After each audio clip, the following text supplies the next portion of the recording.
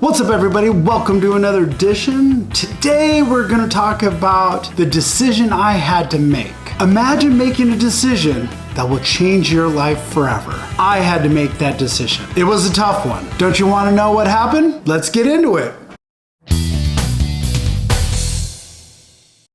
So my dad, white American, born and raised here. My mom from Thailand. So my dad meeting my mom in Thailand, bringing her back over to the States. And my mom, always a hard worker, coming from hard, humble beginnings. She had to start working when she was really young, and she really didn't get the chance to go to college or anything like that. Coming from a third world country. I mean, over there, they still have a king and queen. So in monarchies, the biggest thing is to go up in class. That's just how it works. You want to go from the peasant class, the working class, up to that middle to the higher class, and maybe you'll become royalty one day. My mom always had our best interest in mind. You know, coming from those humble beginnings, she always wanted the best for us. She did what she thought was right from her perspective.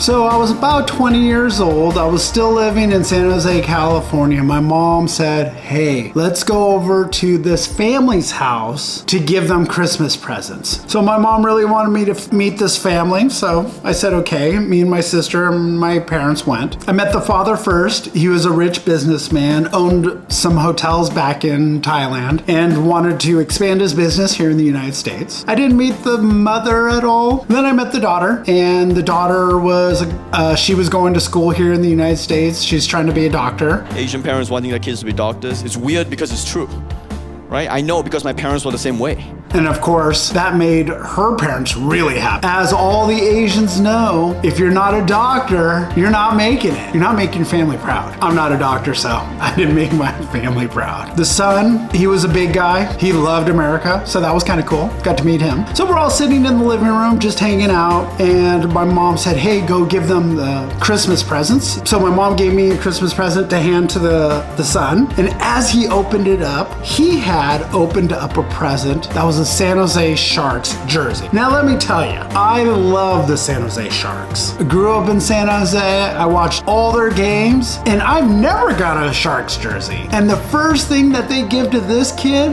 that they barely know is a San Jose Sharks jersey? What? Yeah. Not happy about that. So I was a little upset. After all the presents were opened and my heart shattered into a million pieces, the daughter said, hey, do you want a tour of the house? And I was like, sure. So she showed me around the house. It wasn't too big, but I mean, it's a 2-story house in San Jose. She shows me the backyard. We sit by the pool. We talk a little bit. She started asking me a lot of questions about me, which I thought was nice, since it's not that often that somebody asks you a lot of questions about you. So after about 30 minutes goes by, sitting and talking with this girl, which was good. It was a good conversation. My dad comes, bails me out, and then we head back home. When we get back to my place, my mom says, hey, what do you think of the family? And I said the family was really good. I really liked them. Didn't think anything of it. But then she asked me again, what did you think of the girl? And I thought to myself, well, the girl is nice. I mean, I've never really met many Thai people. So again, my mom asked me about the girl, and I thought, why does she keep asking me about this girl? Oh, I think I could date her mom or something? Question mark? She said, there's a dowry in it for you. A dowry? Money? Wait, what? Like, are you arranging a marriage for me? Is that what's going on? Because I didn't see that coming. Okay, let's just say I'm interested, Mom. How much money are we talking? She says, well, it's gonna be like $10,000. $10,000? That's it? I mean, I've never been in an arranged marriage before, and I've never been around people that have had arranged marriages. I was born in the United States. I didn't know anybody who had an arranged marriage. I'm sure that happens, and I'm sure they're great. I didn't grow up that way, so I did not know anything about them. She then tells me, you'll earn a lot of Thai businesses, hotels, etc.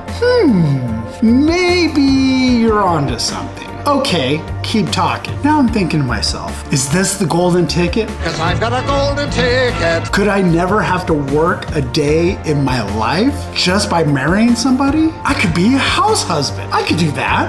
I could be a house husband. Video games, maybe some cleaning, dishes, etc. But I could hire those people if I have money. Oh, guys, what would you do if you didn't have to work? You didn't have to clean. You didn't have to fix anything. You had all the time in the day. What would you do with it? I've never even thought about it. It hasn't even crossed my mind because I knew that I would be working the rest of my life. I told my mom, okay, it's an interesting thought. So I had to make my choice. At age 20, the road is in front of me. It's starting to split. I have to make a decision. What do I do? What would you guys do? Just asking. Beautiful wife. Father has hotels and businesses. All you have to do is get married and you don't have to work the rest of your life. But it's an arranged marriage. So I'm thinking, should I not? Should I not? Yes, no, yes, no. Now, like I told you guys, I was born watching 80s movies. Can't Buy Me Love, Cocktail, 16 Candles, Say Anything.